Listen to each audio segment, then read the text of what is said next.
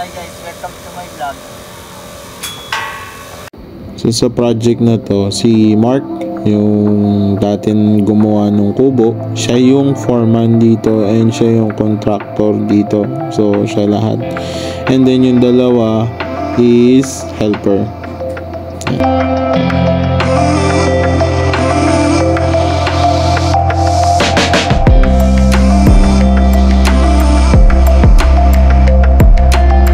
So yung dalawa nagpipintura ng bakal, si Mark naman siya yung nagtatayo ng poste.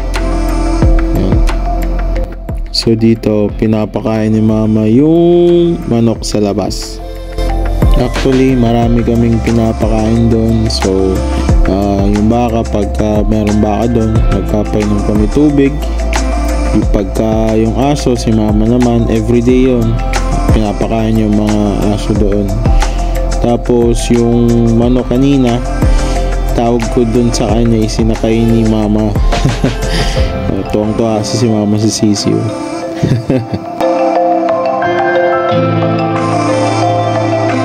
Nandito. Inabot kami ng ulan. Papahinga muna kami. So dito naman, yung dalawa, si Mark tsaka ito si Boy. Hindi ko alam kung anong nickname niya, nakalimutan ko. So siya yung doon helper ni Mark, habang yung isa naman is nagpipintura ng bakal.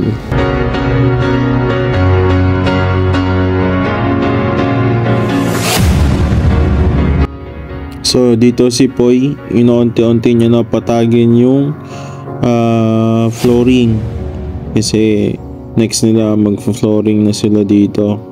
Pero inaayos mo na yung bubong muna, then flooring, para yung mga other materials dyan na ilalagay, hindi na sa loob ng bakura namin.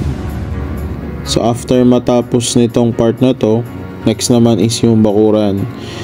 So makikita nyo rin yan kung paano yung bakuran.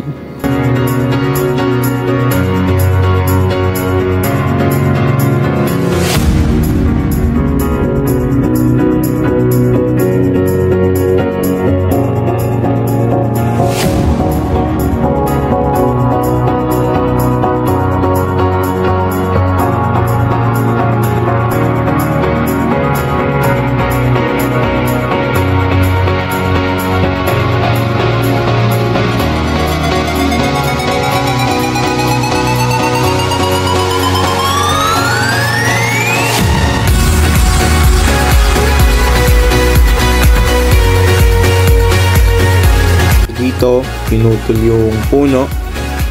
Hindi alam pa kung ano yung final na gagawing design dito, pero merong balak sa mga design, kaya yung puno is naka-standby muna.